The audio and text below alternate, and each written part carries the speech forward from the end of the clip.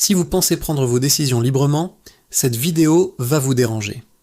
Chaque jour, sans que vous en ayez conscience, des techniques psychologiques extrêmement puissantes influencent ce que vous achetez, ce pour quoi vous votez et même ce que vous ressentez. Et le plus inquiétant dans tout ça, elles fonctionnent même quand on sait qu'elles existent.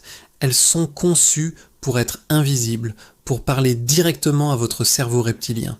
Non, je ne vais pas vous parler de théories complotistes ou de sociétés secrètes. Oubliez ça. Ce que je vais vous montrer, ce sont des mécanismes bien réels, documentés par des décennies de recherche en psychologie cognitive et en neurosciences. Des techniques utilisées quotidiennement et à grande échelle par le marketing, la politique, les médias et même sur les réseaux sociaux que vous utilisez tous les jours. L'objectif n'est pas de vous faire peur, mais de vous donner les clés. Je vais vous expliquer comment ces mécanismes fonctionnent, pourquoi ils sont si efficaces, et surtout, comment les reconnaître pour enfin reprendre le contrôle de votre esprit. Car la meilleure défense, c'est la connaissance. Commençons par la plus courante, la plus insidieuse, le biais d'autorité. Imaginez, une personne en blouse blanche à la télévision, un expert interviewé dans un journal, un communiqué officiel d'une institution prestigieuse. Que se passe-t-il dans votre cerveau à ce moment-là ? Il baisse automatiquement sa garde. Vous cessez de questionner, vous acceptez l'information comme une vérité. On le voit très clairement dans la célèbre expérience de Milgram. Des participants étaient invités à envoyer des décharges électriques de plus en plus fortes à une autre personne, juste parce qu'un scientifique en blouse blanche leur disait de continuer. La plupart obéissaient, même quand ils entendaient des cris de douleur. Pourquoi ? Parce qu'ils transféraient la responsabilité. Leur cerveau se disait « ce n'est pas moi qui décide, c'est l'expert. S'il dit de le faire, c'est que c'est la bonne chose à faire. » Aujourd'hui, ce mécanisme est partout. Pensez aux publicités pour dentifrice avec de faux dentistes. Pensez aux experts économiques qui prédisent l'avenir avec des graphiques complexes, sans jamais être tenus responsables de leurs erreurs. Pensez aux titres universitaires ou aux sigles ronflants utilisés pour donner du poids à une opinion, ou encore à ces chiffres balancés sans source, juste pour impressionner. Votre cerveau est programmé pour faire confiance à l'uniforme, au titre, à l'apparence de l'autorité, avant même de juger le contenu. La première étape pour s'en défendre, c'est de se rappeler que l'habit ne fait pas le moine et que le titre ne garantit pas la vérité. Passons à la deuxième technique, celle qui joue avec votre peur la plus primitive, la rareté. Offre valable seulement 24 heures. Plus que 2 places disponibles.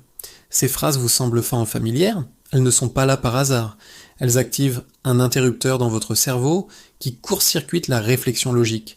Votre esprit ne se demande plus « est-ce que j'ai vraiment besoin de ce produit ?» Il panique et se dit « si je ne l'achète pas maintenant, je vais le manquer pour toujours ».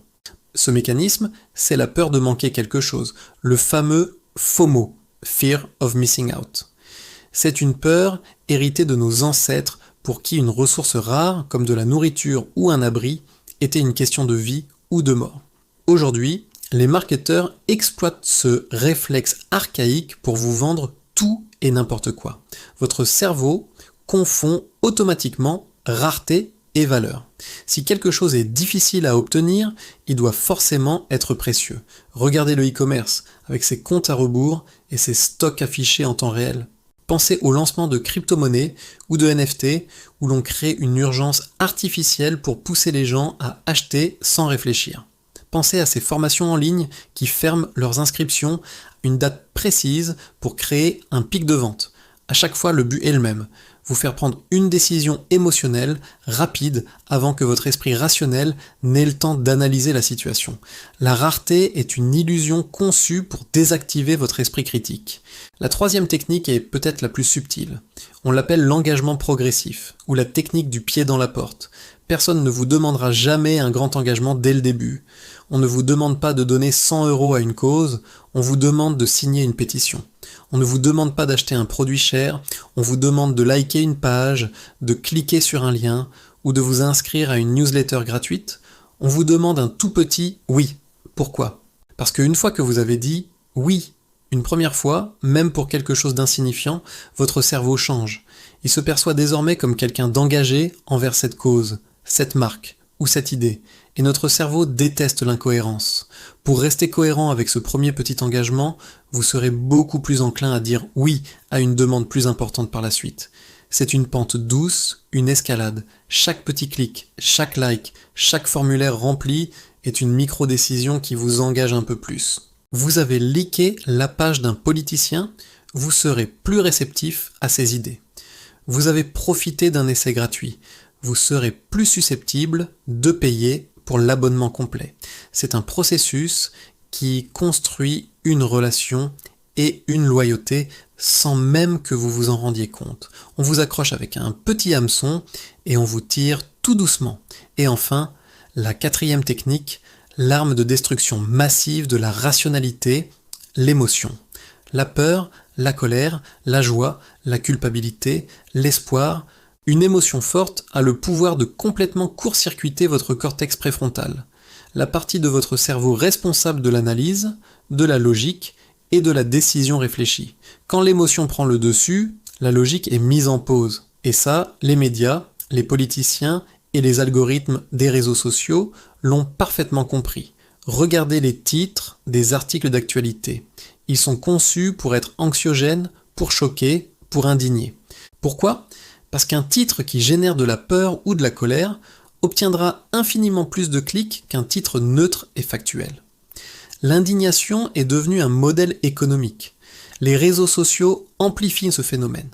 Les algorithmes favorisent les contenus qui provoquent donc des réactions émotionnelles fortes, car ce sont ceux qui maintiennent les utilisateurs connectés le plus longtemps.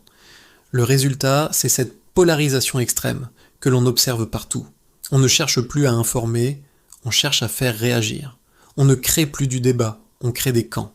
En vous maintenant dans un état émotionnel constant, on vous empêche de prendre du recul, d'analyser les faits et de former votre propre opinion. Vous n'êtes plus un citoyen qui réfléchit, vous êtes une audience qui réagit.